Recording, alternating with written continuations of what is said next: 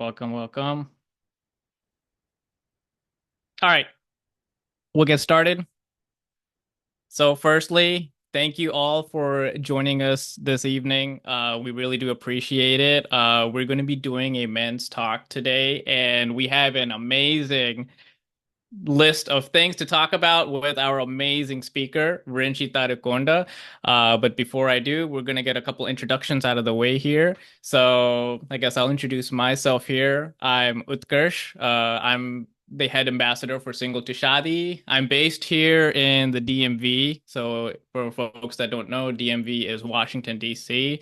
And basically what I do for Single to Shaadi is I help host events and virtual and in person as well. And just it's been a great experience. And the fact that I'm able to do this is still so mind-blowing to me. So that's a little bit about me. Now I want to introduce you all to a very special person.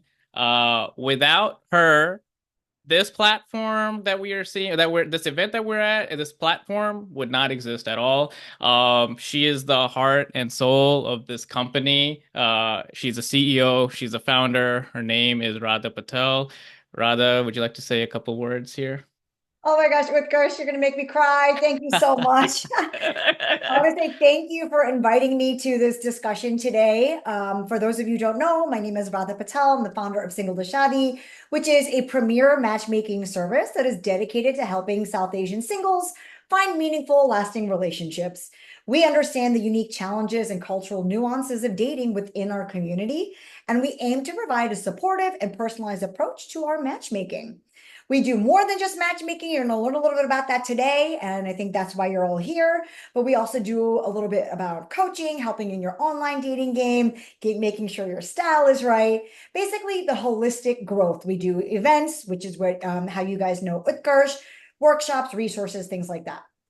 Tonight, we are providing a safe space for men to openly discuss and address the important topics that are often overlooked in the modern dating landscape.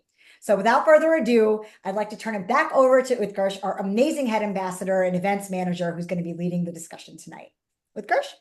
Yes, ma'am. Thank you so much. Yeah, I'm looking forward to this. It's going to be epic. And a couple more introductions I'd like to do. So, we have a new dating coach. He's a men's coach. His name is Prakar Garg. So, fun fact, we had a virtual event like this back in April, and it was epic. So, basically, he basically just reviewed a bunch of dating profiles and gave tips and tricks for it, and everyone just had a blast with it. And we were like, yo, I mean, you're awesome. You want to come through? And he was like, yeah, sure, I'll come through. And now he's here in this event. So, Prakar, pleasure meeting you, pleasure working with you. Would you like to say a couple words? Thanks, Utkarsh. Yeah, it's been great working with the team. For everyone that doesn't know me, my name's Prakar. I'm a software engineer by day, um, dating coach by night. I really love photography and helping you guys with your online presence. So like if you guys have any questions about building your dating apps, dating profiles, anything like that, feel free to reach out to me. For everyone here, there's a special offer code right now. So if you use PG July 25th, you get 25% off. We'll go through your profiles and I'll help you bring your photo game up. So reach out. Thanks. Thank you, Prakar. And yes, absolutely. He's awesome. Definitely reach out if you're in that scene and trying to, yeah, just reach out. So now, without further ado, we have a totally awesome speaker, awesome event in store for you. Now, he is also a personal friend of mine. But before we go there, let me give you a little bit of a tidbit for Virinchi. So, Virinchi Tadikonda, he's been in the bodybuilding realm for almost 4 years now. He's also been coaching, like personal coaching, for 2 years as well. So, he has a lot of knowledge, just with fitness, with health, and everything. He's also a competitive bodybuilder.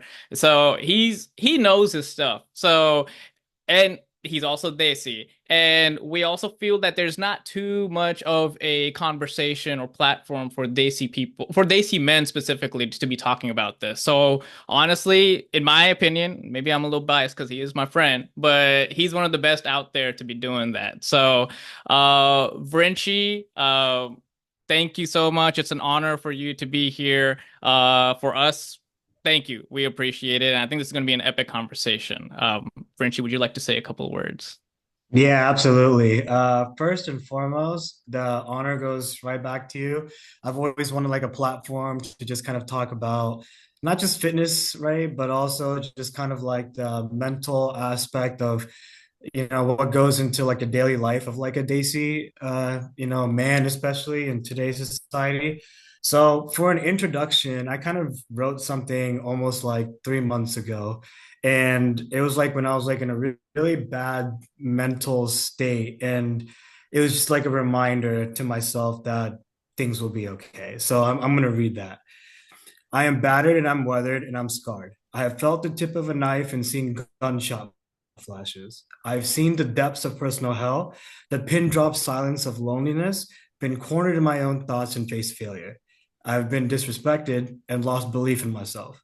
I've seen loved ones leave me and only support me with conditions, seen people who said they support me fake it, and I've had people not keep true to their word. I've experienced depression, anxiety, and I've had thoughts that were worse than the state of reality. I have been completely broken. Through it all, I experienced a near death phenomena halfway across the world with no friends or family near me, where I had to make peace with death and the thought of it all ending. That experience alone has forever altered my life and how I can perceive things around me physically and mentally.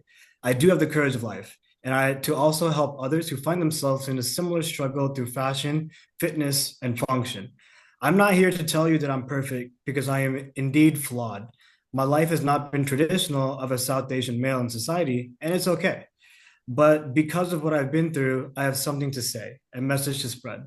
I am weathered, I am scarred, but I'm stronger mentally and physically. I'm resurrected, and I have a voice, and I'm not afraid to use it. I am who I am from today's experiences.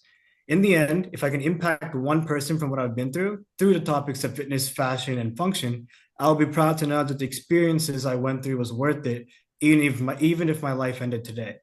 And even if the experiences don't help anyone else, I'll know that at least I was able to help myself.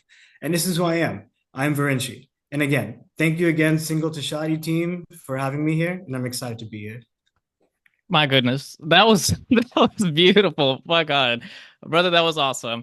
And we're gonna dive right into it. But real quick, Rinchi is a also a coach, and he has uh an Instagram account, King V Fitness. He for all the people that are on this that are in this event, there's a discount code that he will send out, and if you want to DM him as well, feel free to do that. All that detail will be there at the end as well, so that yeah, so in case you have any questions, like all that information will be there at the end. So without further ado, brother, let's launch it. So you mentioned the three F's: fitness, fashion, function, right? So fitness, we all know, right? Everyone knows that fitness is important for everyone. It's what's the whole saying? Health is wealth, right? But I guess for some, let's say not everyone works out, right? So that can be a little intimidating. How can a person get started like with it?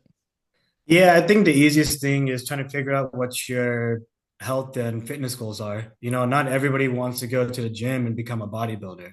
For example, your fitness goal can be different than what I want. You might want to run a marathon. I definitely hate running. So you and I clearly have a clear difference over there.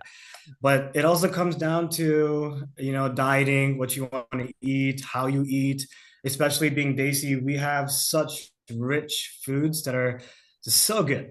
You got your samosas, your laddus, your palak paneers, your butter chicken, and I can go on and on.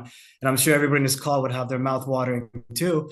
But listen, they're very high in fat. It's very high in carbs, and very low in protein. So from a diet standpoint, you don't really have much of a, I guess, leeway for that. But In regards to fitness and too, you should always get started too because Desi people face a lot of health issues in terms of like diabetes, cardiovascular diseases, fatty livers, kidney issues, and ultimately mental health, which we'll get to. But I think definitely being able to, the first step is trying to figure out what your goals are and what you're trying to achieve.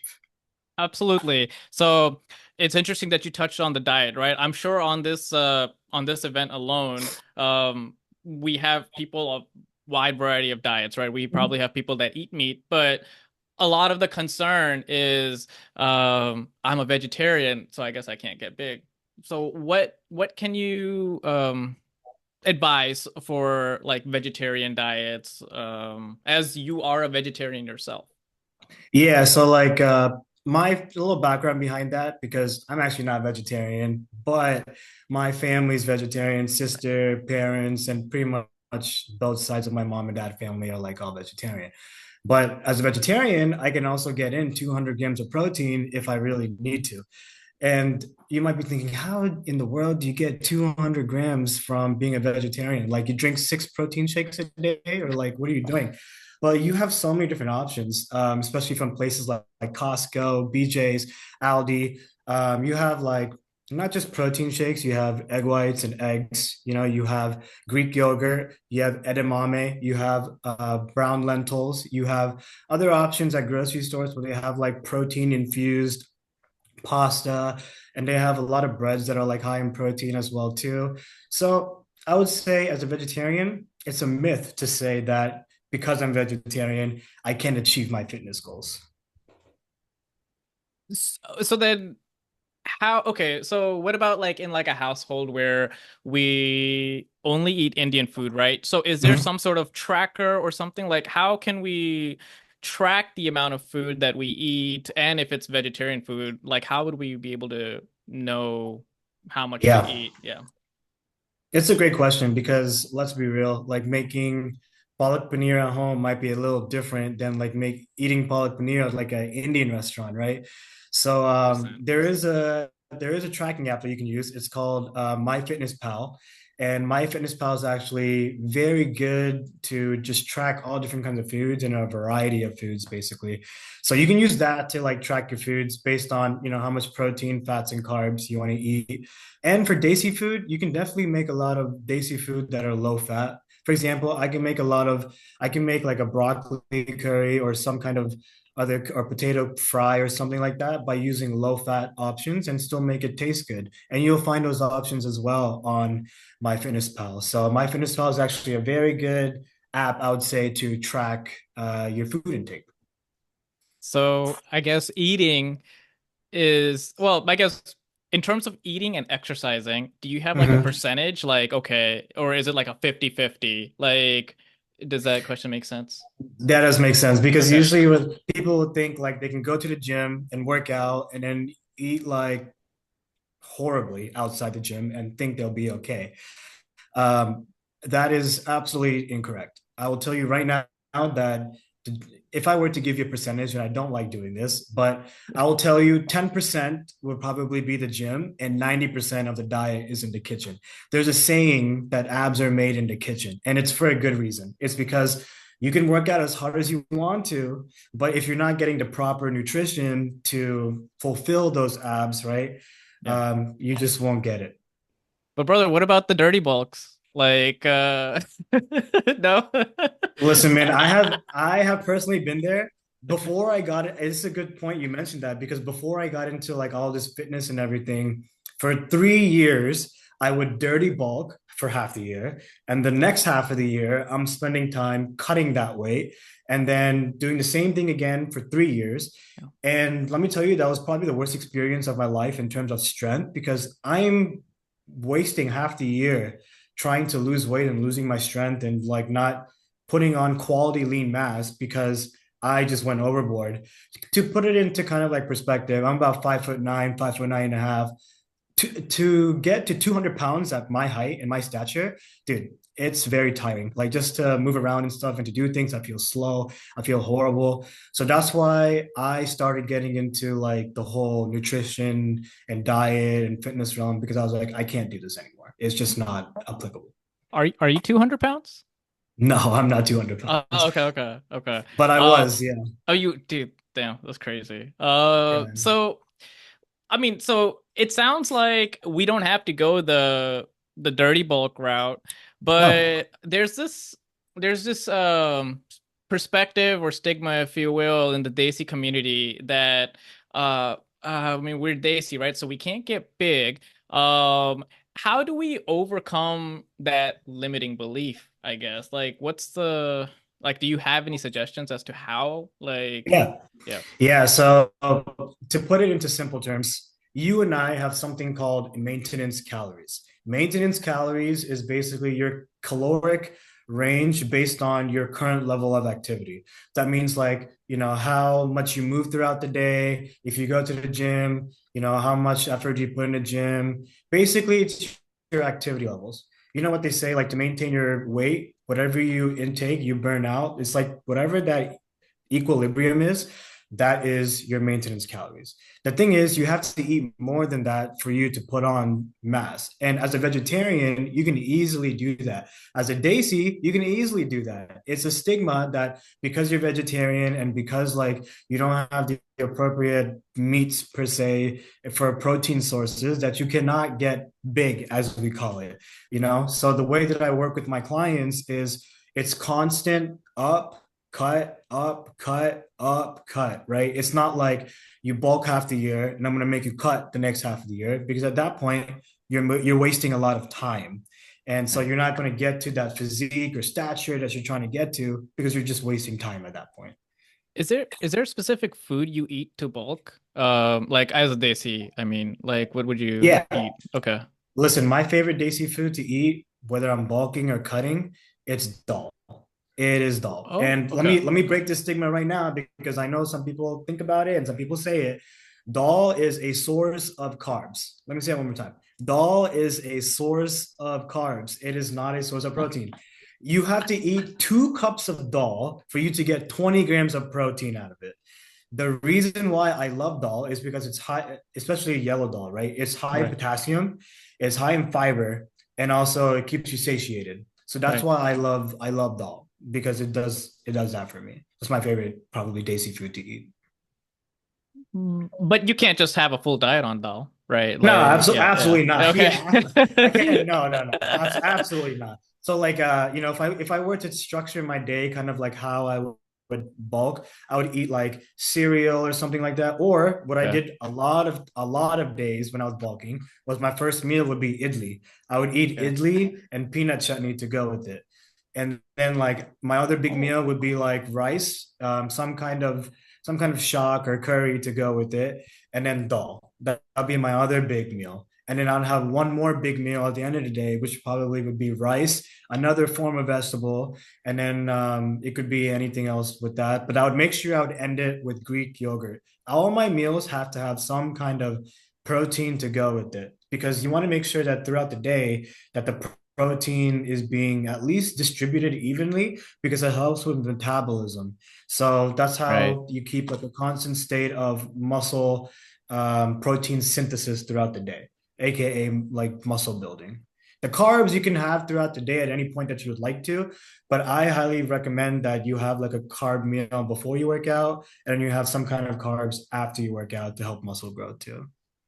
See, like that's like it can be confusing for someone who's never been in the, Yeah, yeah, for a novice, I should say, right? absolutely. So like because they hear all these terms like what is it? Keto diet, carbo loading, all these like Yeah. buzzwords, right? So how can we figure out something that works for us, I guess?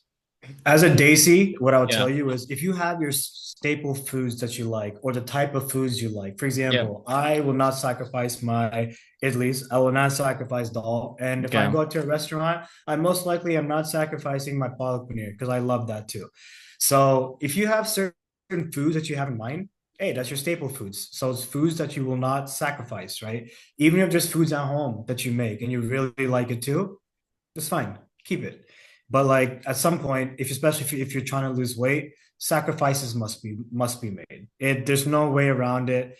So, at that point, you either make the sacrifice or you just kind of stick to what you're eating. Someone in the chat said for the I think Preet said for those looking for an alternative to cereal, muesli plus kefir in the morning is a good way to start off. Kefir Kefir, gives it. kefir is really good. Okay. It's also a really good probiotic as well. So that's a good recommendation. What is kefir?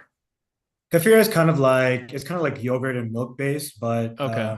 yeah, it's a thicker substance that you can use in like protein shakes and stuff too. Tastes good. Wow, and it gives you 10 grams right off the bat. Oh, okay. Yeah. That's awesome. So then, okay, I understand like what about the cheat meals? Like, are we allowed to have cheat meals or like we have to just stick to this like type of thing? At the What do end you of the think? day, it depends on your fitness goal. If Okay. you're trying to lose weight and like let's say you're eating like 1800 calories throughout the day, excuse me. Let's say you're eating 1800 calories throughout the day and you're burning 500 calories each day because you're eating in a deficit, right? To put into Hmm. perspective, 500 times 7, 3,500 calories makes up 1 pound of fat. So if you eat Yeah. 500 calories below your maintenance level, that's how you're kind of burning your fat, at least starting to burn that fat, right? Right. The problem with cheat meals is that some people take this overboard. So if you're eating 3,500 calories in deficit, 1 day or 2 day of cheat meals can make up those calories that you lost during that week. So you have to be cognizant of like how this cheat meal is going to affect your week, right? So it's something that you can do is like you do have maintenance calories, you have your cutting calories, like I mentioned. You Mhm. can eat less cutting calories if you want to. So that way later in the week when you do have your cheat meal, like you're not having doing that much damage to your like weight loss, journey. Correct, correct. So basically, you have to be careful. Is Yeah, what you're that's the saying. bottom line. When you're bulking though, it's a lot easier to kind of have Yeah, like that, those manipulations and those cheat meals and stuff. absolutely. And like this is when sometimes people take it too far and be like, yeah, it's just dirty bulking, and then that's it. After that, there's a point where you're like, okay, I took it too far. But I would say in terms of cheat meals, it's way more important when you're losing weight. It's harder when you're losing weight too. That's when also your cravings start coming out more and you have to tame your cravings. And then afterwards, you'll be okay Man, The Rock has because you made that spoiled sacrifice. us. The Rock has spoiled us on Instagram. I don't know if you follow him, but he always posts like these like 12 pancakes and 3 pizzas that he eats. So, Yeah. um, but it I would works tell for you that him. also I'll tell you Instagram also has like a lot of misconceptions and a lot of I guess news and stories that they tell you that a lot of times are false. So you just have to Absolutely. things that sometimes you just have to research on your own to make sure to validate that that's the right information.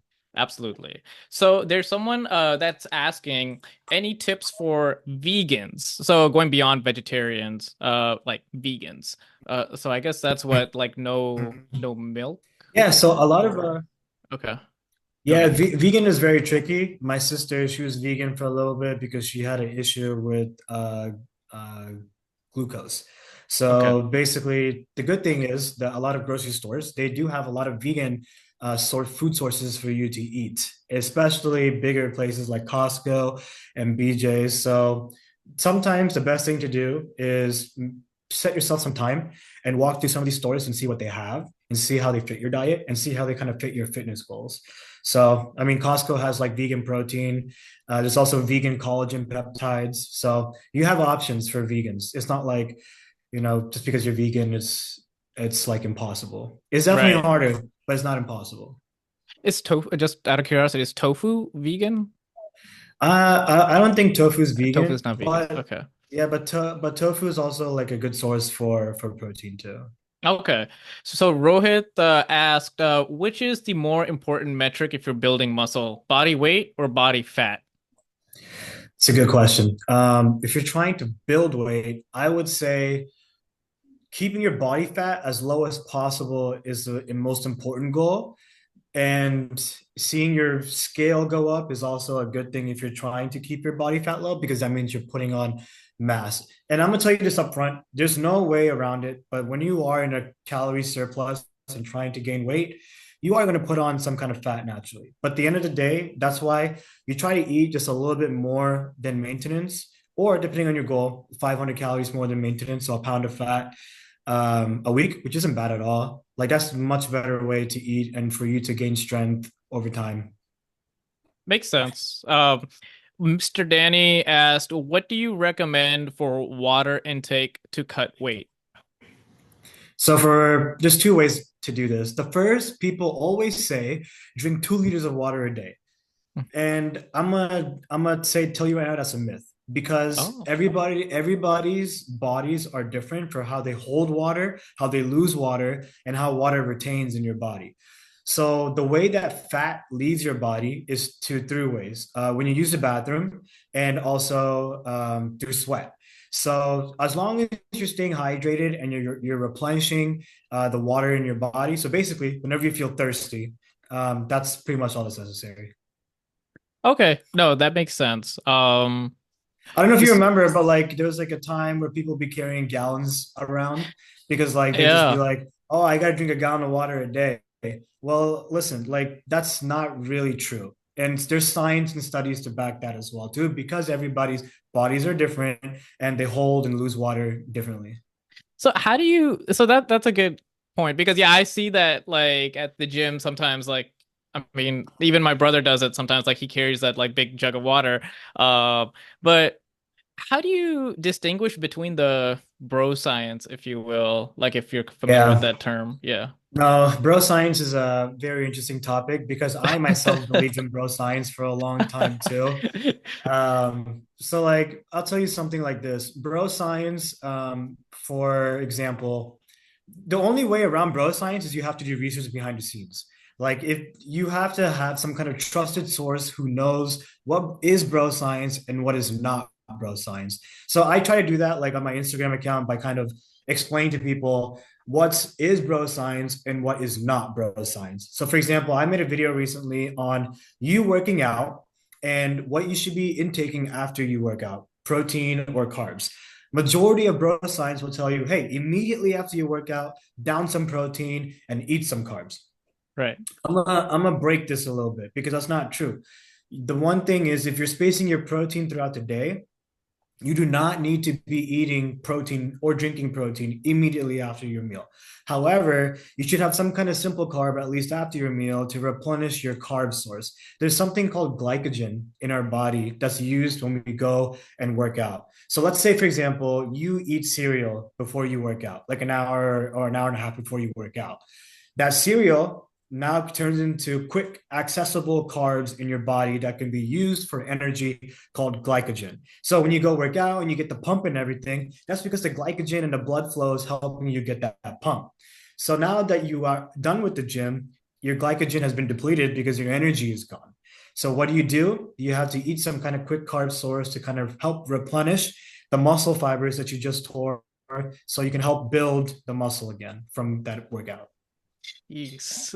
And you won't know that. You won't know that unless and you find out that that's bro science. So just an example. Absolutely, man. That's yeah, you need to do the research. You're totally right. Yeah. Yeah. So Ashvir just asked what type of exercises are good for weight loss? Home-based and gym. Well, I guess what type of exercises are good for weight loss? Yeah, so at home and at the gym is I think what Ashvir is asking. Yeah. Yeah. So that's also a very complicated topic. And I say that because for weight loss, like I mentioned before, if we're talking about percentages here, 10% is whatever you do at your home gym or the commercial gym, and 90% would be, based on whatever you eat and you intake into your body. So in terms of like proper exercises to do when you're at home or at the gym, I would tell you do compound exercises. This could basically mean any kind of bench presses, any kind of squat, any kind of shoulder presses, any kind of rows. Basically, workouts that target multiple muscle groups. Those are your compound movements compared to exercises like bicep curls and, doing something like tricep extensions, those are more isometric movements, aka isolated movements, because your muscles are a lot smaller in those areas and you're targeting only one muscle group compared to majority. So simple answer, do compound movements. More difficult answer, or I guess more complicated answer, have some kind of proper dieting and a proper workout routine. Okay, okay, that makes sense. Now, SA just asked, can we get big with abs by doing CrossFit and yoga? I would say yes, as long as you're eating properly and your diet is proper too. CrossFit is a very obviously different kind of workout routine than like going to the gym and having your push pull leg split or like, upper body and lower body split. But as long as your diet, it's all diet at the end of the day. As long as you're in some kind of deficit, you're eating properly. And that's where I help with coaching, because people will come to me regardless of what they want to do, whether it's CrossFit, whether it's, doing 3 days in the gym and 2 days like F45, so like full body comp type workouts. It's all comes down to diet and how your diet is. So if you have the proper dieting, yes, you can have six-pack abs and everything. But if you don't have the proper dieting, you will not have six-pack abs. Hey, y'all are hearing him. He knows his stuff. So sign up for his coaching program, King V Fitness. He has a discount for all the members of this event. So just wanted to throw that in there. Now, another question. Neil Singh, how often do you recommend incorporating protein in the diet to build and maintain muscle mass? Every 3 hours? It's a good question. I'll say every 2.5, 3 hours is probably your best bet. That's the easiest way also for you to kind of split your protein out throughout the day. Okay. Um, Chirag, oh wow, there's a lot. Okay, so Chirag mentioned CrossFit is pretty good, but got to be careful about not injuring yourself because it's pretty easy to do so. That's true. Some of the exercises do look kind of wild. It's Okay. that it's like kind of like topic when we talk about ego lifting, because in CrossFit it's more about like the speed and the pace of the weights versus when you are doing like bodybuilding and strength training, you are really focused on the eccentrics and the decentrics. So basically the stretching of the muscle and the contraction of the muscle. So those are the two differences. They're both very different, CrossFit and like strength training and bodybuilding. Have you ever done it? I've done CrossFit like a couple times, but it's not my cup of tea. That's fair. Okay. Neelaj just meant or asked, will using a Smith machine to do squats lead to bad form, or is that a myth? It's a good question. No, I wouldn't say so. You can have a really good form with Smith machine squats. The only thing I'll tell you, there's two kinds of Smith machines. The first that's like vertical like this, and the second that's kind of like bent like this. And the bar basically goes kind of like this or like vertically depending on the Smith machine. If you have a straight flat machine, just make sure your foot is placed properly. And I think that's for both, but for at least a straight one, make sure your foot's placed properly, and you can always test it out by, yeah, I know they usually say the term ass to grass, but the way that I like to think about it is think about your hamstrings touching your calves. So when you're doing that squat, make sure you kind of are image like have that image in your head of your hamstrings touching your calves, and that's your form right there. And the thing with the slanted Smith machine is that you can actually have a better workout for your quads versus like a glute focus or hamstring focus squat. So you can do both with like a slanted one, which is really neat. So as long as your form is straight and you have a great foot placement, no, I don't think it's an issue at all. This is just a I'm just curious. So is a Smith machine squat better than the regular squat? Like the That's a or good question. okay. I would tell you that a regular barbell squat is great if you're really trying to put on strength. It's very more strength focused for sure, because if you're also thinking about it, there's a lot more stability required for like a Smith machine's, sorry, barbell squat versus a Smith machine squat. Whereas a Smith machine squat, the barbell is already stabilized. All you have to do is focus on going up and down. Whereas a barbell, you're kind of focusing on, not dropping the bar or not getting squished under the bar, various factors into a Right. barbell. So, yeah, Depends. One is better for hypertrophy, which is like muscle growth, so Smith machine, and barbell is great for strength. But Makes also, sense. Yeah. you will. I'm not saying you're not going to put on muscle for barbells because you will, but it's just a different kind of workout at that point. If I remember a few years ago, and I fell for this as well. Bro science made me believe that like Smith machines are just not good. You have to do Mhm. barbell, and yeah, so yeah, okay, Yeah, that's good to perfect. There you know. go. You're defying bro science, my There guy. you go, indeed. Uh, so pre them with just a comment, F45 is great. It helps in flexibility and core strength as well, which is important as you age. What's F45? F45 is kind of like a full body type workout. You have like a certain time to do different kinds of workouts. Sometimes they just kind of circle you around different stations to do different things. One day could be a full body day where you do like chest, shoulders, legs, back, everything. Another day could just be upper body focus. So it just depends. Makes sense. Now Mr. Rohit asked, how much time, days between targeting muscle groups do you recommend for recovery and muscle growth?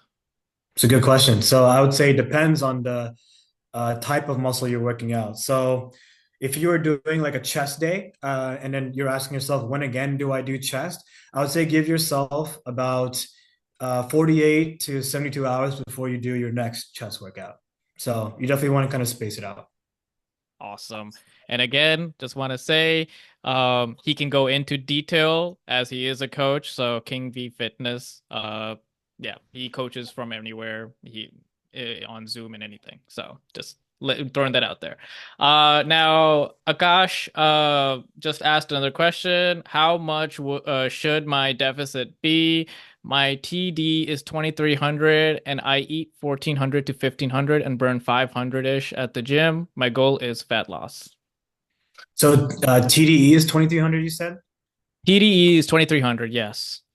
Yeah, I can't really answer that question because I don't know your weight. Okay.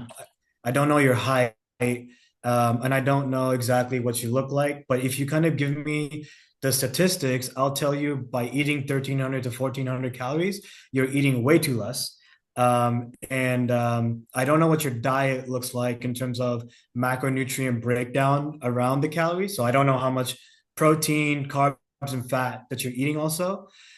So my initial thoughts from just reading that is you're eating way too less um, calories. And you might probably want to up your calories, at least with protein, and maybe get around 17, 1800 and go from there. Makes sense. Makes sense. And Akash, we can always come back to that question if you feel comfortable putting your height and weight. But yeah, that makes sense. So now we understand now how to, approach ourselves with our diet and the gym, right? And that's awesome. But maybe we can do a little something extra here, add a little icing, if you will, by dressing up a little better, right? And I feel like that aspect seems to go a little unnoticed sometimes. I feel, especially amongst like guys, like yeah, we're just toss on a shirt, pants, and then we're good to go. But why do you feel we need to go the extra mile here? Like in terms of like dressing good, Yes, in terms of dressing good. Sorry, go ahead. I would tell you like ultimately it comes down to self-respect. You are a self-representation of yourself based on how you dress. And I've seen people who wear like paint splattered pants, and I'm like, what are you doing? Because I'm like, do you really see yourself like doing that? And depending on where you are, and like, there's two things I would tell you. First, you need to kind of address your audience. What audience are you trying to dress for? The second is like your personality. What is your personality and how do you like to dress? And the third thing is this is where I talk about self-respect all the time because you look good, you feel good, and it's up in confidence. I'll give you two examples. Let's say like you are a Shark Tank person, right? And you're just sitting at a cafe somewhere. Person A is wearing baggy, like a baggy button down, paint splattered pants, and some kind of dirty shoes. Undone beard, no haircut, and just hair all scrappy. Person two, you have like a button down that's like very tight, but like good enough where it kind of shows your stature. You have fit pants, nice polished shoes. You have some kind of shaped up beard, and you have your haircut. When you two people are approaching the businessman, you know, what do you person do you think the businessman is going to make take more seriously? The scrappy guy or the guy that's like semi dressed well? Probably the guy that's dressed well, even though he might not be the smarter guy and he might not be having the best business idea compared to guy A, right? At the end of the day, looking good is about feeling good, but also knowing your audience and how you're trying to dress. Ultimately, your organization is single to Shaadi, right? Trying to be the premier matchmaking service. To be a premier male, at least in the modern Desi society, I have seen men who do not know how to dress properly. It could mean that they're wearing a shirt that's too big for them or too tight for them. It could mean that they're wearing pants that are too tight for them or too baggy for them, or not knowing how to pair colors, not knowing how to pair shoes with their belts or cologne or grooming, right? I think that's a really big issue too, especially with body hair. I mean, we're Desi, it happens, right? So all these topics combined, I'll tell you, ultimately, you got to have some kind of self-respect for yourself and be proud to put yourself out there. And depending on what you look like, it doesn't matter if you're bigger or smaller or like it doesn't matter. But as long as you can dress well, that is a great representation of yourself. So you mentioned like as long as you dress well, right? If it's a Mm-hmm. novice person, right, that's never been really taught or anything like how to dress well, how should Yeah, that person go about, right? Like when they look at their weight and I don't know, aesthetics, right? Like yeah, how should they go about like doing it? yeah. I think the best thing to do is like Instagram, as much as social media can be a bad thing, social media can be a great thing. I mean, you literally have all different kinds of styles that are present on Instagram. I mean, hey, if you have a favorite Bollywood actor or favorite cricket player and you want to see how they dress and what they wear in even when it comes to belts, watches, shirts, shoes, how they style their hair, what their beards are like, whatever, right? You have the access to it compared to somebody who might have struggled on this pre-Instagram days. You also have apps like Pinterest. You have stores like Zara and H&M where you don't have to buy anything, but you kind of walk in and window shop and they have like those dolls that exist in the stores that kind of have like sample shirts and sample pants and sample shoes. All of those like are examples of like what you can be looking at and see what kind of fashion you like. Another thing is you can also go to Google and be like, hey, what's trending right now? What kind of fashion is trending? And you can see one of my favorite styles actually is how Korean people and Japanese people streetwear, like the way that they dress in the street. It's like baggy clothing, designer, or like graphic tees, the So baggy good. cargo. Whatever was displayed in Too Fast, Too Furious, the movie back in the day, literally is kind of like how they dress over there, and it's amazing. So literally, just kind of it's all about experimenting and see what fits right for you. Or you can ask your sister if you have one. Yes, yes. They will be honest, they will tell you as well. Yeah. Preet also mentioned a really good point here. So skincare is so important for us guys. You can look years Yes. younger with good skin. Any thoughts on that? Yeah.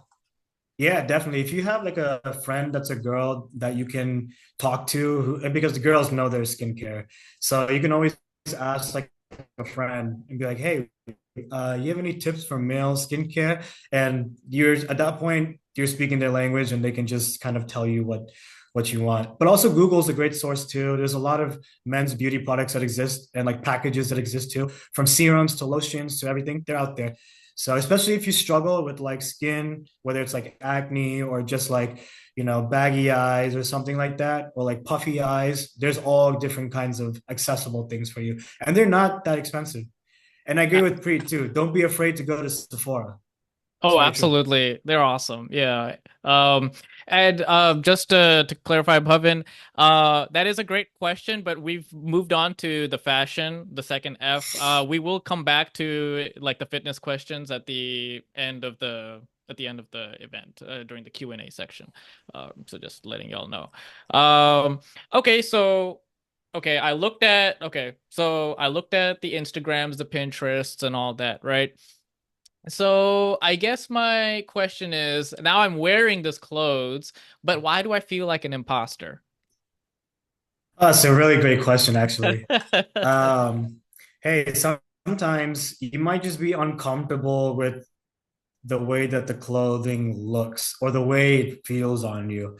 I'm not gonna lie. I have friends who started wearing the baggy clothing before me, and I got into it because of them. And even then, I'm like, no, man, like I want to wear tight shirts that show my biceps and like just kind of show my muscle stature. And then when I wear like a baggy tee or like a like baggy graphic tee, I feel like that's not me, or I feel like that's not who I am. But then like now, almost all the shirts that I have are like baggy tees. So imposter syndrome, it's a real thing. It definitely makes you kind of feel like I shouldn't be wearing this or this is not my style.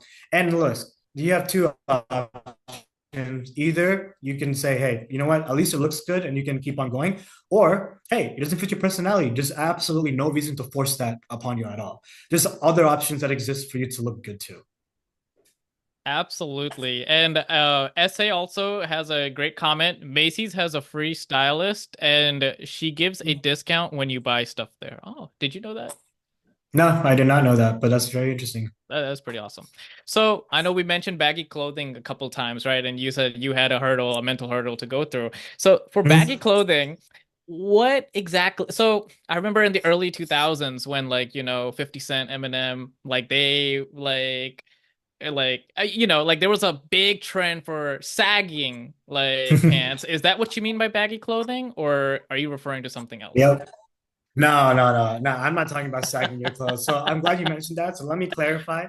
That is absolutely not what I'm talking about. And I will not lie to you when I said I would try to do that. And then when I came home 100%. from school, I'd pull my pants up and then Same. I'd come inside the house so my mom wouldn't whoop my ass.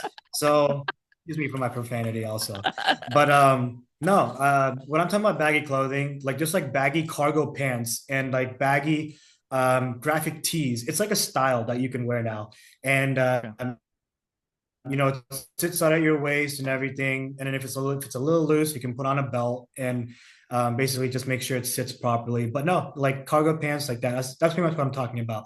So I'm not really talking about cargo. I'm not talking about like baggy jeans or like baggy slacks or anything like that. But I'm talking about like cargo pants specifically because that's just the style.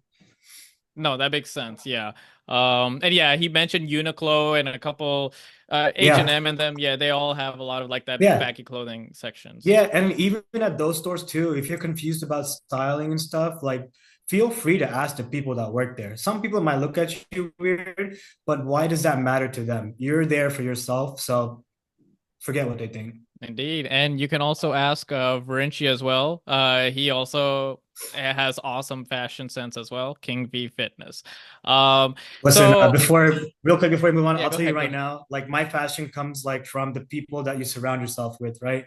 Depending on how your community dresses, you kind of get an idea about what's good and what's not. So Absolutely. that's Now, I would just put that out there too. for sure. So now Like, oh, uh, oh, hello, Virinchi, I think you're breaking up. Okay, you're good now. no, I'm good. Yeah. Okay. Okay. Yeah. So, now the okay, so we were talking about fitness earlier, right? Like about like your body goals, right? Let's say you're not at your body goals just yet, and let's say you're either overweight or underweight, right? Okay, let's go from a underweight perspective first. What type of fashion do you think works in your opinion from an aesthetic standpoint for underweight folks? I mean, underweight folks, like you could wear tapered pants. You can even wear skinny pants or skinny fit if that's how you feel that you want to represent yourself. And you can always wear a baggy shirt or like a button down shirt or some kind of polo. Skinny people, in my opinion, have it a lot easier than somebody like me who can wear a taper pant and my legs will feel like the pants are about to explode. So it just depends. And for skinny people, I think like you have a much better variety of clothing. I mean, even like somebody who's not skinny, somebody that could be like what we call medium, right? Between the lines of like overweight and skinny, you still have a plethora of options to make yourself look good. Makes sense. So we discussed the underweight folks, but what about like the overweight folks? Like, what are your opinions on the types of fashion that they Yeah. can work with? So I'm a tiptoe on a line here because this is a safe space for men. So I want to make sure that my point does get across here because this is not trying to be offensive or anything at all, but rather just blunt, upfront with what I think. When it comes to overweight people, there are clothing lines that do have like the plus size clothing, both for men and female. It exists. And sure, you can wear that clothing and you can look good and feel good. But there comes a point where, like, if you're wearing certain clothing, right? You know, when that lower button is kind of open, you can kind of see through the shirt, or like your stomach is kind of hanging over, you know, your waistline. At that point, you kind of really have to look in the mirror and really ask yourself, like, is this really how I want my body to be? I understand right now we are in a process, or I guess mental standpoint in this world about body positivity and everything like that. But to be fair, I think body positivity is also kind of overhyped, and it's more, hey, accept me for who I am type deal. My thing about overweight people is, look, if that's how you want to be, go ahead. But at the end of the day, if that's how you want to be around, you know, your future children and being able to play with them and being active and doing all these things, if it's hindering you in those any of those regards, I think you have to really take a hard look at yourself and figure out what the next steps are. So, short answer, yes, there is clothing available for plus size individuals, but from a presentation standpoint, you also have to think about that as well. No, that makes sense. And I guess presentation isn't just the physical, right? It's Mhm. also the smell, right? So I know Yeah, so they see, unfortunately, there's a stereotype, and I definitely back in the day did not smell the greatest, so I'm guilty. But the stereotype essentially is they see guys don't smell good. yeah. So do you have comments, thoughts about that? Yeah, I'll tell you right now, from a gym perspective, please wear deodorant when you go to the gym. There's too many instances, not just Desi people in general, but it's just gym etiquette, right? Just smell good when you go to the gym. In general, I'm always have some kind of deodorant or some kind of body spray or some kind of cologne. When we think about fashion and we think about not just clothing, but you know, whether it's cologne or deodorant or body spray, these are all investments in yourself, right? It's all about investments for you to be presentable in public. Because, I mean, do you really want somebody to be like walking to you, having a conversation, and then kind of smell your body odor, and then you're like, whoa, whoa, whoa, okay, you know what? Like, end a conversation and like walk away. Right. So it's definitely a topic of conversation for sure to basically always smell good. And if you do not know how to smell good, I'm telling you that there's so many available Google articles and everything for men to tell you what kind of perfumes go with what kind of days, you know, what kind of perfumes go with date night, for example, what kind of perfumes you wear at night, what kind of perfumes you wear at day if you really want to, or what kind of perfume or cologne that you can wear during the day, like all day type colognes. So there's a variety of options that are available for you. All of them are not expensive. Some of them are really cheap. So it just depends on what you want to wear. So it does so since we're talking about smell, does smell come under hygiene? Yeah, absolutely. I'll say smell comes under hygiene. It's the same thing where like you're talking to somebody and your breath stinks, right? So Right. it's all about making sure that you smell good in every way possible. So that'll be your body odor as well as whatever's Your coming out of your breath. mouth. Yeah, Yeah. And, definitely. and what about so in terms of grooming, do you consider like shaving beards and stuff like Mhm. nose hair, ear hair, etc.? Do you consider that Yeah, let me like tell you this. yeah, I literally got a haircut like last Friday, like a week ago, and or 2 weeks ago now, I think. And I got a haircut again yesterday because I wanted to be presentable talking to people today. And usually, what I do is I always schedule my haircuts 2 weeks in great fashion or in advance too, yeah. because I want to make sure that, especially like I don't like it when my beard is like not shaped up. And with my hair, it's okay when the fade kind of loses its touch a little bit because that's maintainable. But especially my beard, I'm very sensitive about my beard. So I would say everything that a man should own, they should all own a foil shaver if you do not like to shave, and all men should own some form of trimmer. Okay. Okay. Trimmer, shaver. Okay. Okay. And then obviously what like nails, right? Like we got to cut our nails and stuff, right? Yeah, Yeah. nails for sure. Another thing I would mention is like body hair. Unfortunately, being Desi, we have the unfortunate, Or fortunate, or like yeah, or yeah. fortunate, depending. Yeah, you're very true. Especially body hair, right? So like Exactly. armpit hair, chest hair, stomach hair, all that stuff. My recommendation is it really just depends on your audience again, right? So hey, some girls like it, like their men hairy, and some girls do not. But at the same time, the one thing I will tell you is that if your hair starts kind of coming out, you know what I mean? Like Mhm. if you're wearing a shirt and your hair is just like boom, like just out there, or like you have armpit hair that's just basically kind of like coming out of like your shirt, I would say you probably need to get to groom that. Absolutely. And actually, Mr. Preeth had a great plug here. I'm gonna plug Bravo Sierra deodorant. It's free of aluminum, phthalates and parabens. I'm sorry, I don't know how to say those words. It's field tested with over 2K members of the US military and veterans. It's made in the US, and 5% of sales are shared with well-being programs for US military members and veterans. Their products Nice. smell great too. Oh, that's awesome. Yeah, so Yeah. you'd be supporting the veterans doing this. So that's Yeah. awesome. Yeah. Um, okay, so going back to the subject of hair, um, so basically you need to have controlled hair, is what it Yeah. sounds like. So Mhm. what about armpit hair? Yeah. So that Because armpit. it's controversial, right? Well, obviously you're doing it for yourself, but just like Mhm. since this is a dating platform as well, some girls like armpit hair, some girls don't. So what do we do with that? Listen, like we all know that like hair make men, right? But at the same time, it's like what I mentioned before. If your hair is starting to come out of like your shirt, Mhm. groom it. You should not be walking out in public with your armpit hair just kind of flowing out of your sleeve. Just not a good look.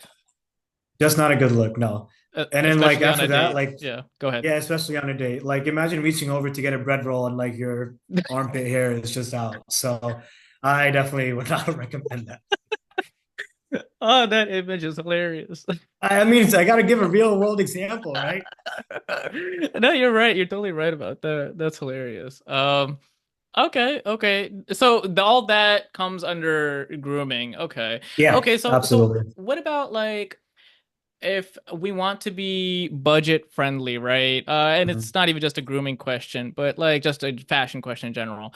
Oh, like let's say we just lost our job or something, some financial strain is in our life right Yeah, now. So what do we do? Like, is that like, okay, now we just gotta look lame now? Like, is that the I wouldn't say.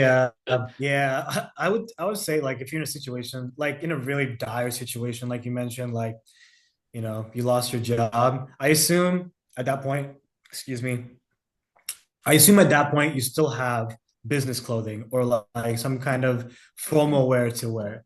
I would also say that at least from if you like lost your house or lost something like that, you have other things to worry about than your fashion, right? right? But in regards to budget friendly, usually H&M is always your budget friendly place to go. And there's other Uniqlo is always pretty much budget friendly too. Everything you go to Zara, you touch, it's almost like 50, $60. Maybe Uniqlo is too, but there's always times if you time it properly and you go in between seasons. So fall to winter, winter to spring, spring to summer, and like again, summer to fall.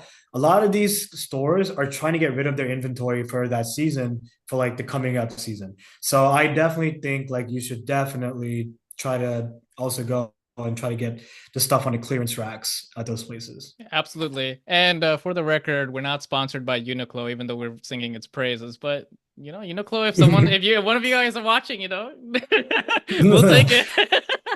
So, okay. Uh, so SA mentioned, okay, so this is going back to the body hair thing. What Yeah. about hair on the arms? Should that be groomed too? So on like the arm hair, like No, I don't think so. I think arm hair is usually fine. I mean, usually that is always controlled. It's just natural.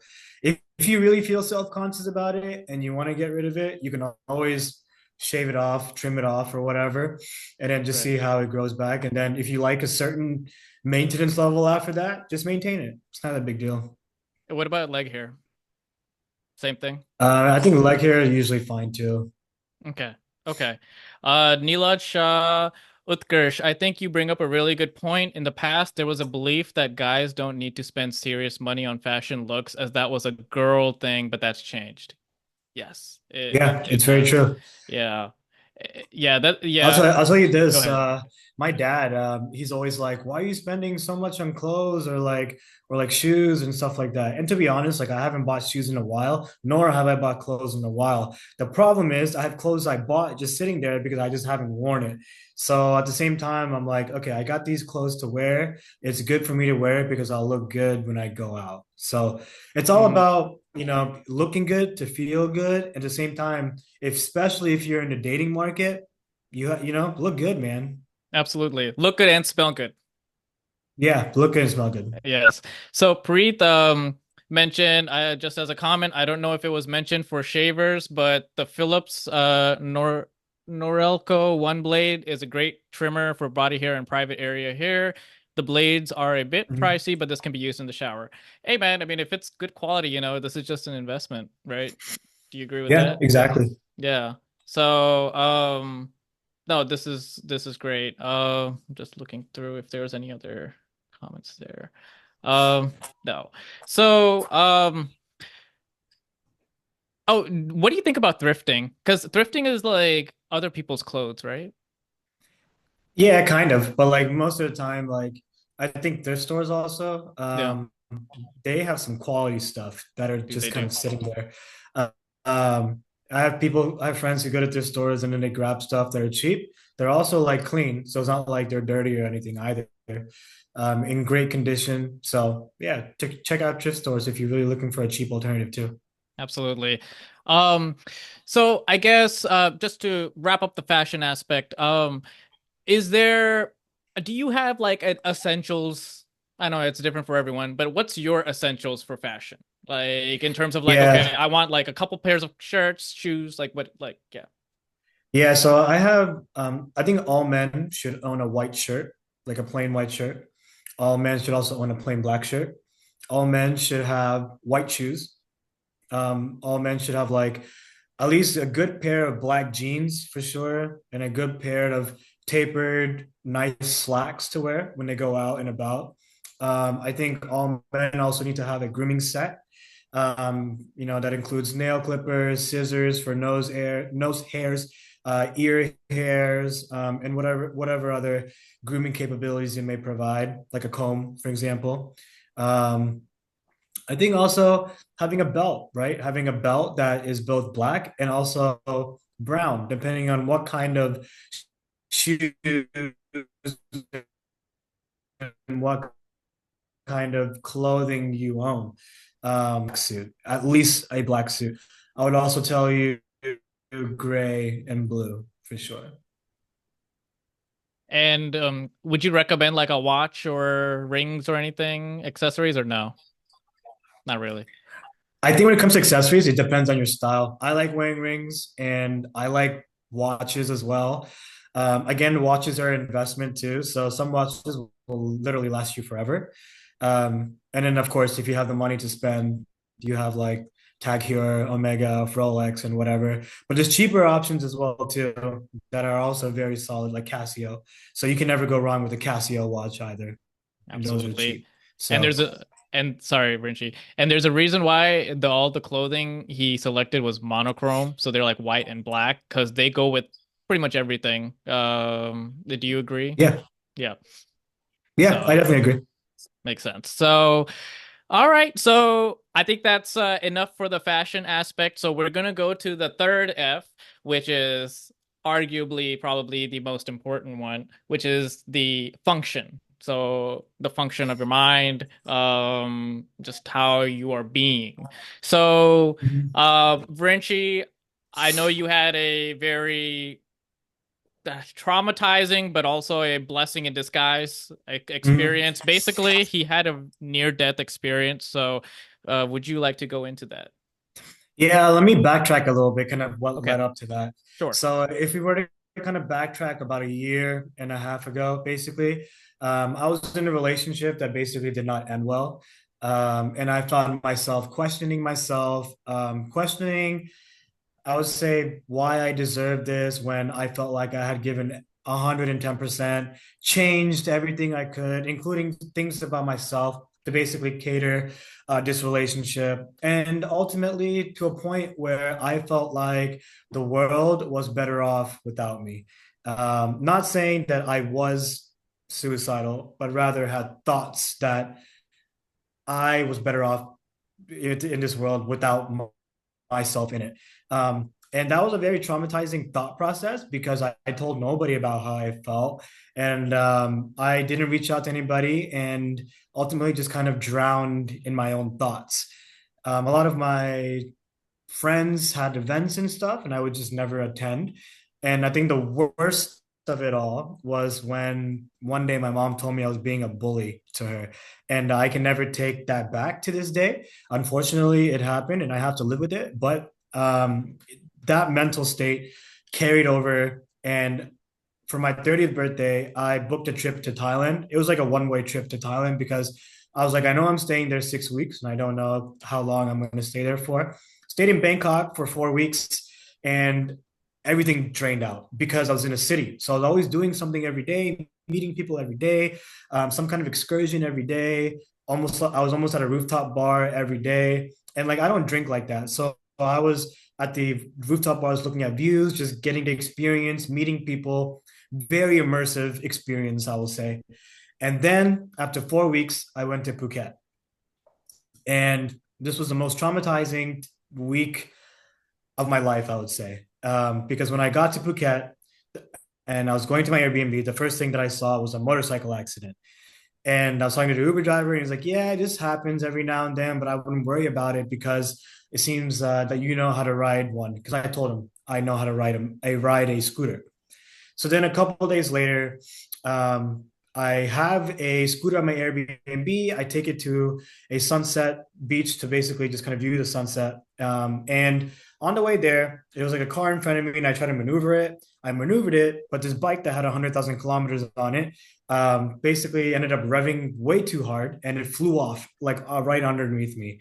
My left wrist took the full impact of the bike, and I looked behind me, and a bus just basically just came full stop like almost like 2 feet behind me. So if that bus driver had not stopped, I would have died right there. But Wow. I lived to tell the tale at that point. So got to the Sunset Beach, left. And then that night, I woke up in the middle of the night and my wrist was just throbbing in pain. And so now, because it's also really quiet in Phuket, I have thoughts coming back that went away in Bangkok. And I had my wrist issue, and I'm like, ah, whatever, I'll deal with it.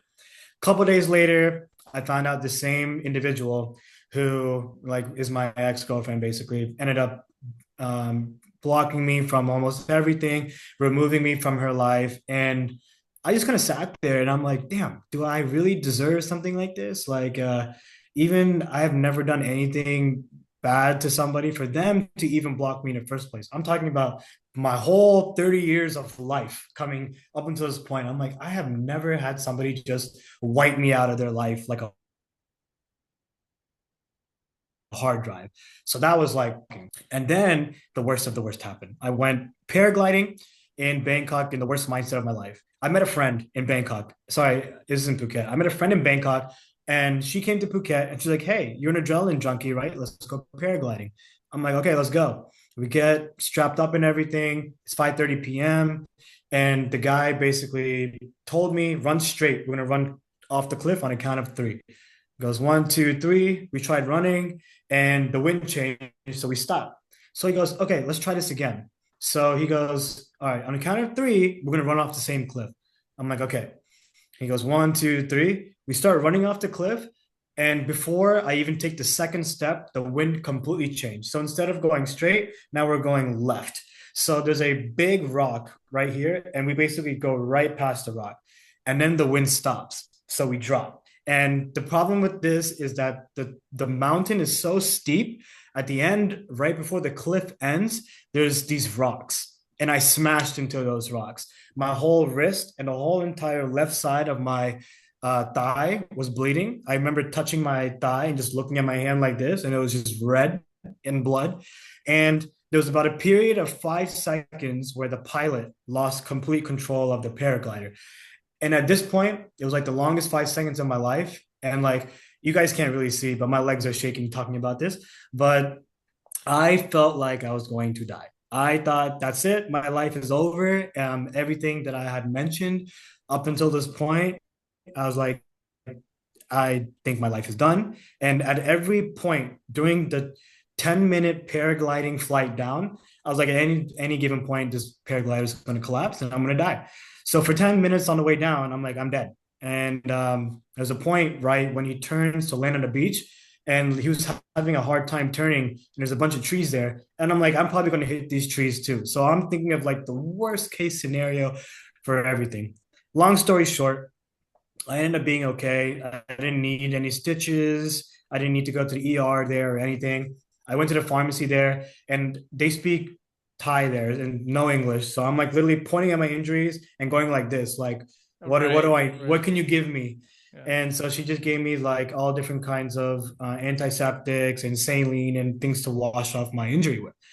But the next 24 to 48 hours were the most euphoric moments of my life because I felt like every single moment of pain that I had, whether it was my relationship issues or whatever I said to my mom or however my relationship was with my friends or like how I felt as a person, me, I felt like I just became a complete different person.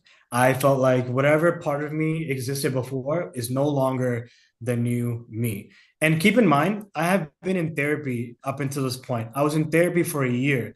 Not once doing therapy did I think like I was okay and like talking about my problems and stuff. And I wish that upon nobody, but at the same time, like I think if you are really having some kind of issues and you don't know, where to go and everything, therapy is a great way to start. But I would also say that if you have a moment in any given moment in your life where you can be like, wow, that changed my life, don't take it for granted. That's all I'll say. Damn, dude, that's a lot to dissect. I didn't know about the motorcycle part. Okay. Oh, wow. So it was 10 minutes of that where you were just going straight down the cliff, like 10 minutes? I mean, I guess you're The guesstimating, I journey guess. was Yeah. Go no, ahead. no, no. I timed it because I have a GoPro video of it. So Oh, yeah, okay. so I got a GoPro to basically record myself through my whole journey. It's supposed to be a 40-minute ride in like a 40-minute flight before you hit the beach. The moment after all this stuff happened and the guy lost control of the paraglider and everything, I told him to get my ass down. I was like, get me down onto the beach now. I do not want to be up in the air. So it took us 10 minutes to get down. Wow.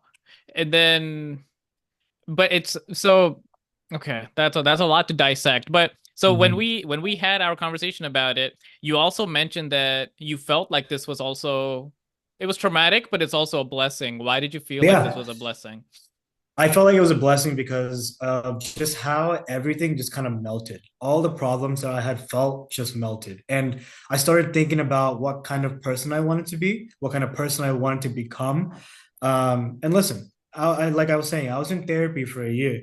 And my therapy journey started with my old firm where they offered 25 one-hour sessions, which I'm 100% grateful for. And they allowed me to have those sessions through after I got my new job as well. During therapy, I started therapy because I wanted to do it to help my, I guess you can say, failing relationship. And little did I know till after my paragliding incident that therapy actually helped me.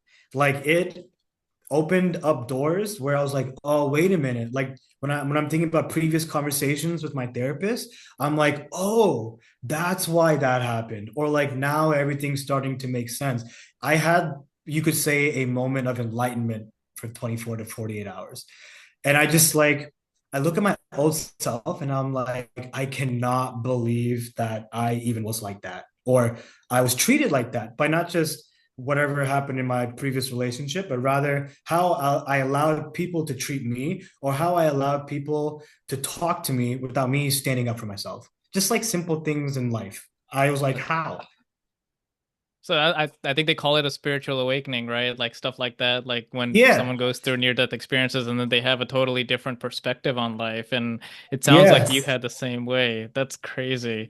And So then, go ahead. that's why I vouch for therapy so hard, especially when it comes to Desi men, because Desi men are some of the most egoistic people that exist on this planet. And I say that in like, it can be the worst way possible or it can be the best way possible, but let's start with worst. And I'll Well, he say, says that with love. He says yeah, that I with say love. that with love for sure. Go Because ahead.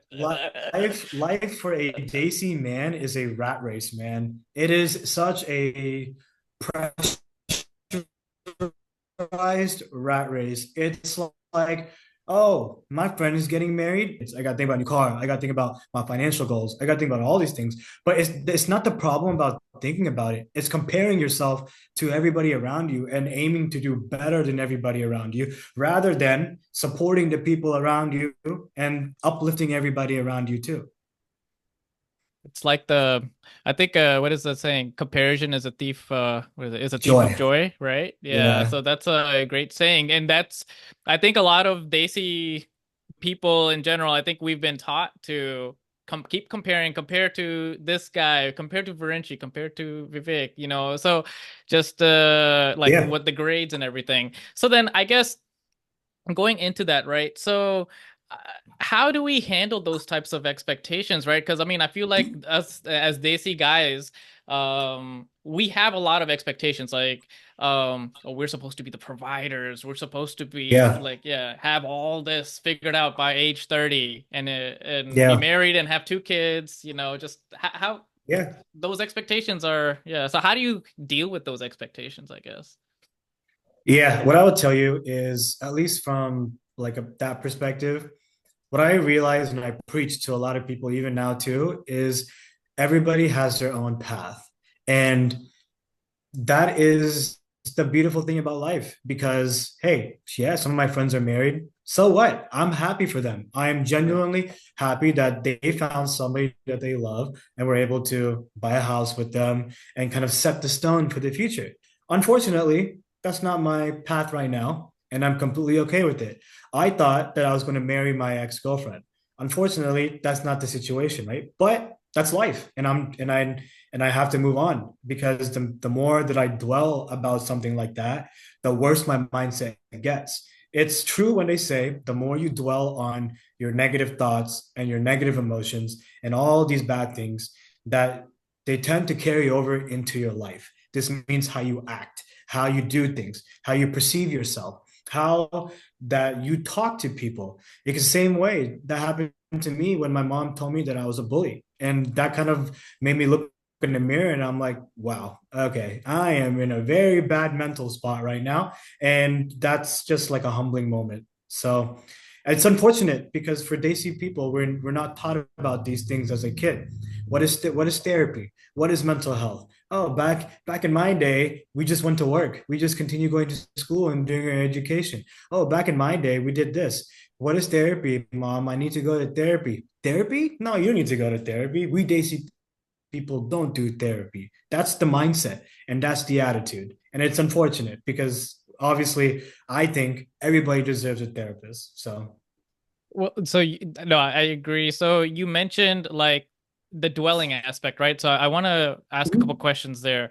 So, absolutely. so just from a dating perspective, right? Like, so this is single to Shaadi. So people come on here and they have a lot of baggage, right? And sometimes they're holding on to past exes and Yeah. relationships, etc. And it sounds like you Yeah. had a past ex that you were dwelling on for a little bit, right?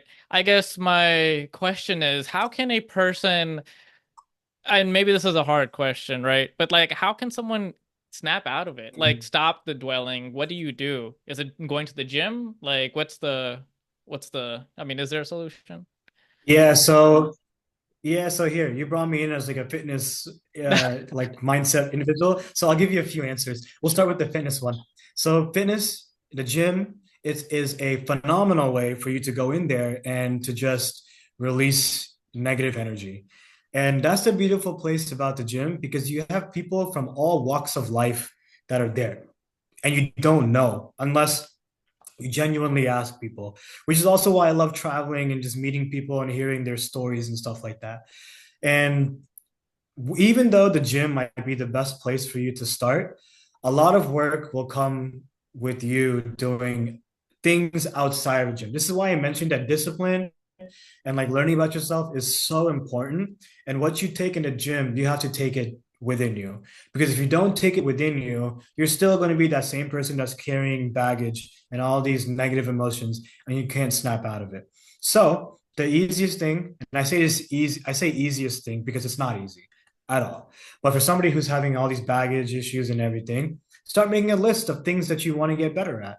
It could be as easy as making your bed in the morning. That's the first thing you want to do. Have your environment clean, right? So having your bed cleaned up or having your room clean or simple thing as, hey, making yourself look good. Like make sure your beard is good, making sure your hair is good, just making yourself look good. I had a friend who dated this girl for 8 years. And at the end of the eighth year, she walked away on him. He never got closure. She just walked away.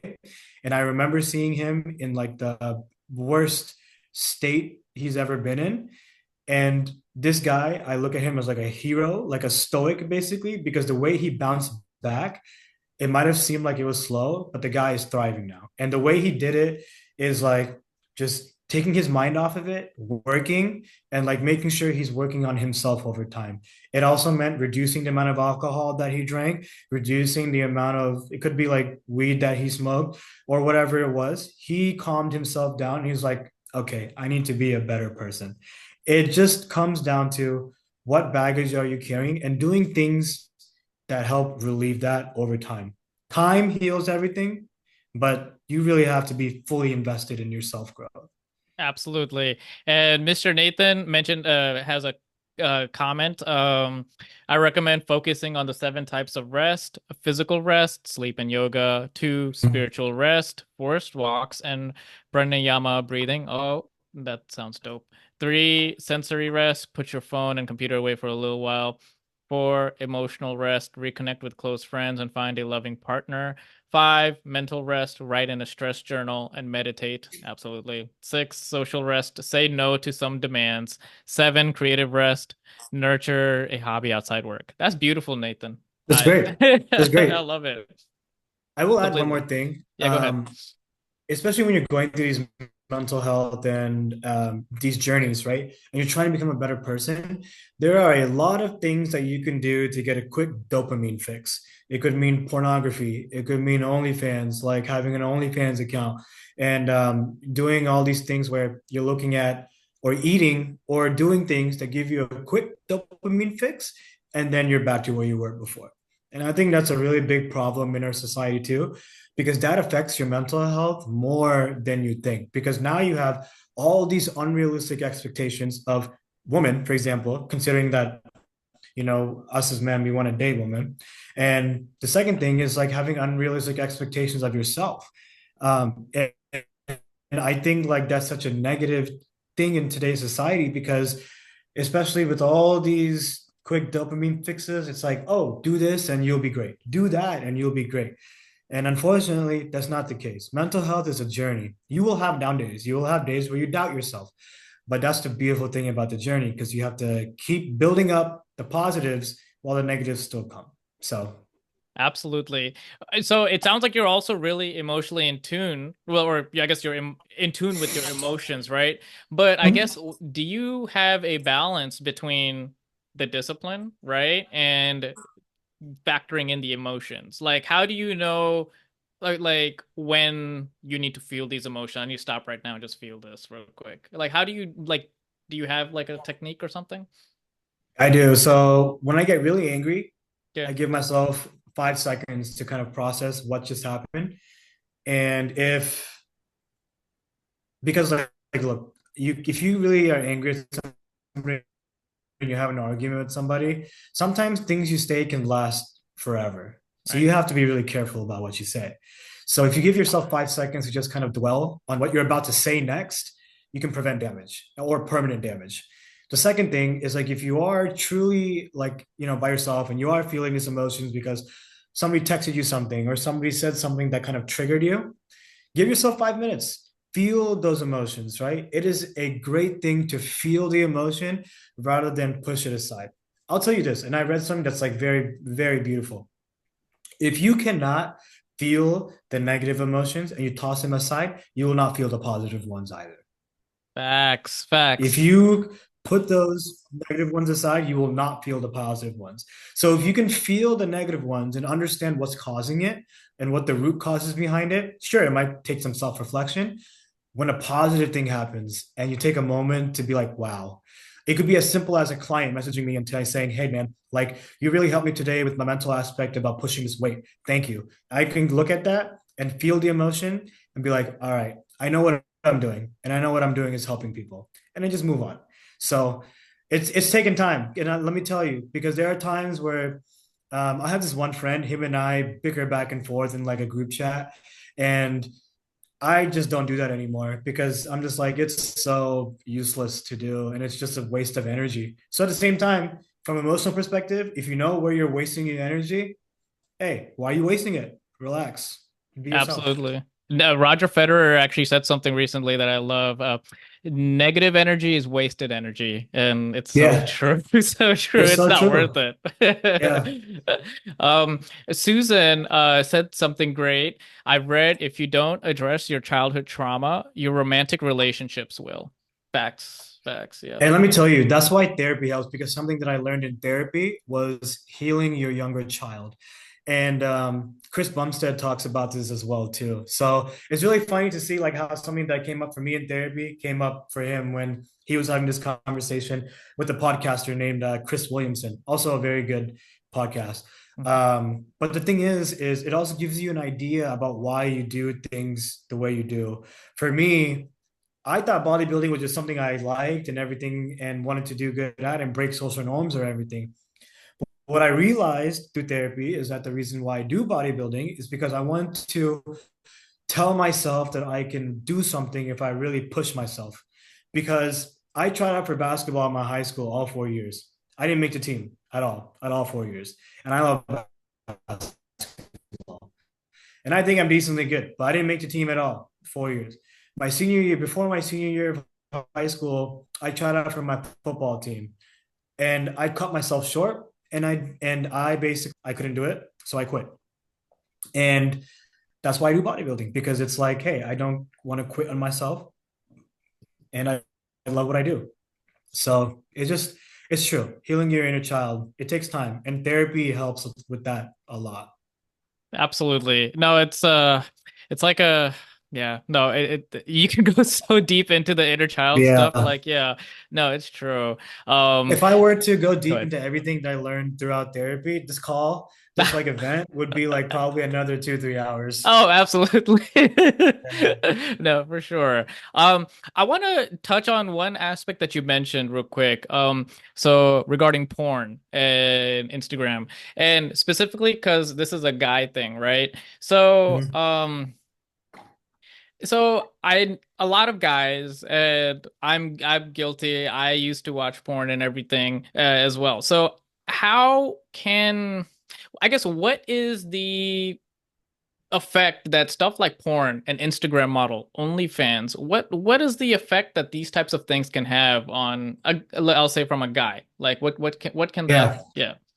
I think predominantly it ruins your creative state of mind. So basically, you have these like quick dopamine fixes where ultimately you're not creative, and that messes with your brain. The second thing is because it messes with your brain, you are now perceived to a reality that is non-existent. So looking at girls a certain way, or like Okay. sexualizing girls a certain way, or like looking at girls a certain way and saying, "Oh, just because they look like this, I don't want them to be my next girlfriend or my next wife or something like that, rather than them having never spoken a single word to you and you're already making that judgment about them. And then ultimately, I think it just affects you in the long run about how people say stuff like this, right? I don't want to have a daughter, or I don't want to, have my daughter Oh, doing these kinds of things too, right? yeah. It's a very touchy subject because people see how girls are acting through the very limited perceived states of unreality of Right. pornography, OnlyFans, and how girls are on Twitter and stuff like that, and saying, "Yeah, I don't want a girl like that." But hey, listen, if I'm a girl dad, I'll be happy. I'll be proud one day, But it's because of that limited perceived, I guess, perceived reality that we see things a certain way that we are think it's true. No, I agree completely. And also I'll just say from my perspective, right? So it's been 2 years since I've like watched porn and jerked off or whatever, right? Just Nice. sorry for TMI, but yeah, so it's been 2 years. So It takes a and lot, I man. it I'll be upfront with you. It takes a lot because that's what the quick dopamine fixes are 100%. like, and then it becomes like an addiction, right? Because it's like, oh, I can't go a single day without doing this, without the Absolutely. fix. So you can always like do things without it. The moment you feel like you want to get out of your seat, take a walk, or like do something to avoid even 100%. doing that.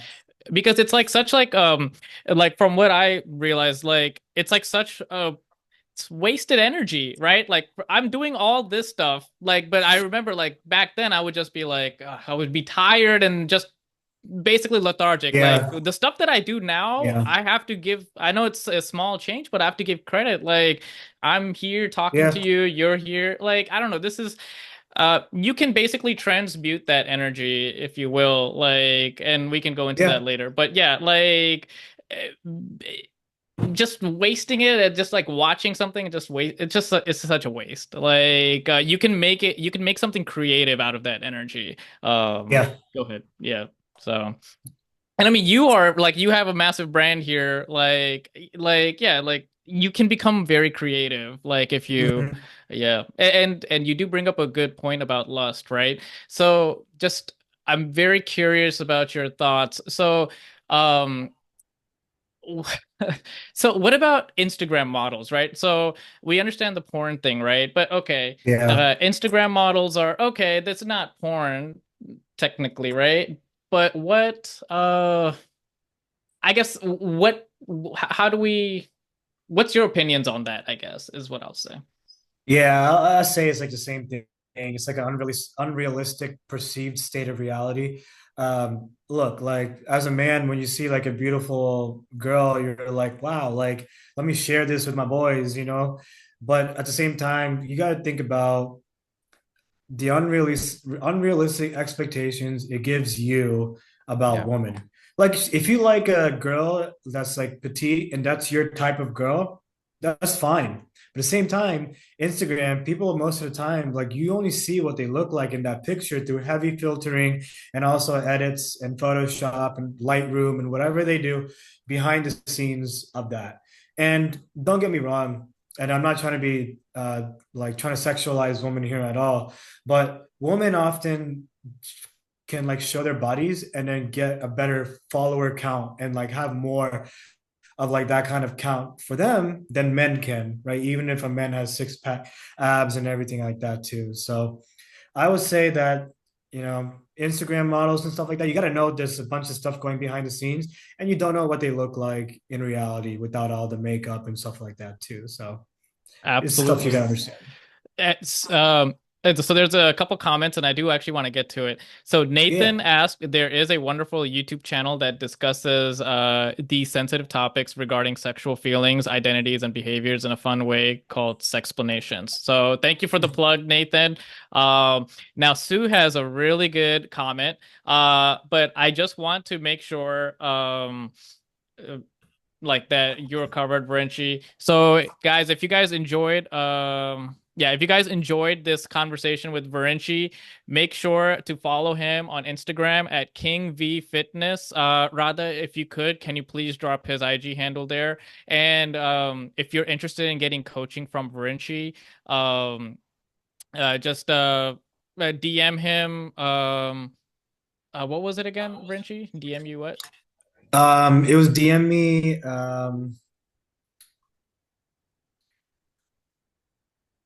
Yeah, it was Modern Desi Man. Okay, DM him Modern Desi Man, and I'll add that to the chat. DM him Modern Desi Man, and again, he can coach throughout yeah, like the country, like via Zoom as well. And if you're in the DMV, definitely utilize his services. So, okay, so I just wanted to plug that in before. Yeah, so okay, let's go back to this one question that Sue had because I think it's an epic question. So, how do you tell a guy that you are dating is he following 30 plus Instagram models, i.e., fitness, but extremely revealing, but it makes me uncomfortable? Please, can you help? What a fabulous question. That is a great question. Yeah. And I'll tell you this. I guess it depends on the person, right? Because obviously my ex-girlfriend, she was like comfortable with me like having all those girls and stuff there because at the end of the day, I'm not touching them and I'm not doing anything with them, nor do I have any thought of that because I already have her.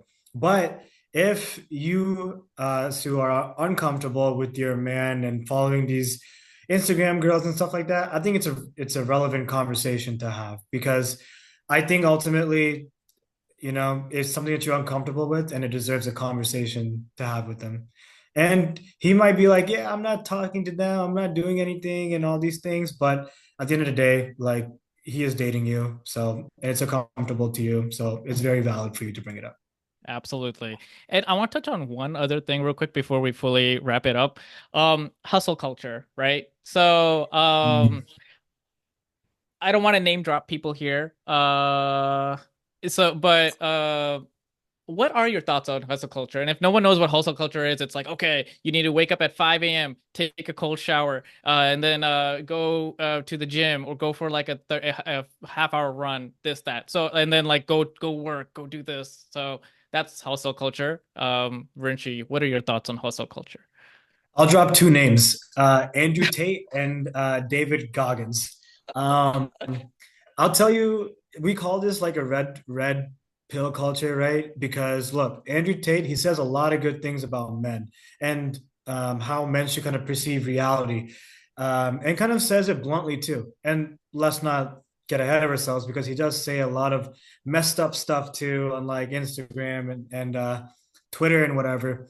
But his men direction to men, like if it's worth it to listen to. David Goggins is, I would say, yes, he takes you to the extreme, but he talks about having a discipline, right? Having a disciplined lifestyle and like making sure your life is structured and make sure that you're doing what you can in this life to do the best you can. And also, especially if you have a family, provide for them. And there's a saying that I love by this Stoic. His name is Seneca. He basically says the time is lost is already dead, and the time that you're thinking about doing things is already dead too. So the only way for you to do things is to do it within the limited time you have left, because ultimately after that is death. So either way, everything that happened already happened, died, and everything that is soon to happen at the end of your life is death. And you have this limited time frame of life to be the best version of yourself and not dwell on negative things and ultimately be the best version of yourself under all circumstances, which all of these sound easy to do, but it requires a lot of self-reflection, a lot of work. And hey, at the end of the day, be yourself. That's the best way to do all of this. No, I completely agree. Yeah, that's the moral is be yourself at the end of the day. And I think so okay, yeah. So there was a question a little earlier, and I don't know if the person is still there, but I think it was Bhavan who asked, and this is a fitness related question, so we'll go back a Yeah, little bit. So, is it healthy for me to get all my protein from whey protein shakes as a vegetarian? I would say yes, it's healthy, but make sure you're drinking enough water for sure, because the way protein kind of goes to your body, it goes to your kidneys, and you just want to make sure that as the protein is being processed throughout your body, you are drinking drinking enough water. But I will say though, is that if you can try to kind of switch up your protein sources, definitely try to do so. Absolutely. And then Preet said, okay, so now we're going away from the fitness thing and we're going to um the hustle culture stuff, right? Well, Preet said the cold shower does wake you up, if nothing else. Yeah, that is true. It does. Yeah. It is really nice. Yeah. Yeah. And now there's another comment. Nathan mentioned my last thing. Once you are strong enough to give back to your community, please volunteer your time and help others. I love planting trees myself, but there are tons of other volunteer opportunities out there. The main thing is to get out of your house and do something positive. Love comes to you when you give it out freely. Oh, that's beautiful, Nathan. Yeah. Yeah. Agreed. Yep. Agreed. All right, y'all. Well, so we are a couple 10 minutes past our end time. Virinchi, did you have any final closing thoughts that you'd like to share with the group? Yeah, I think like in life, we always just kind of get hit with all different kinds of things, right? Both negative and positive, especially the negative ones. And the best thing that I'll tell you is to live your life the best way possible. And remember that life is very short. So you want to be able to be the best version of yourself, enjoy everything that you can in this one life that we get to live. Dude, that's beautifully said. I can't say anything after that. Yeah, so that's awesomely said, man. Absolutely. Guys, can you guys give W's in the chat and just like give him some like love reacts and stuff, please? Clapping reacts. Yeah, there we go. We're good. So nice, nice. Thank you. Yeah. Thank you so much, everyone, for joining our men's talk. We obviously appreciate you all for spending your time here. Thank you, Virinchi, for taking time out of your busy schedule to have this talk with us. Thank you, Radha, for having Single to Shaadi and being the creator of it so that we can actually do this. So, all in all, we're all very grateful people. So, yeah, thank you guys. And I hope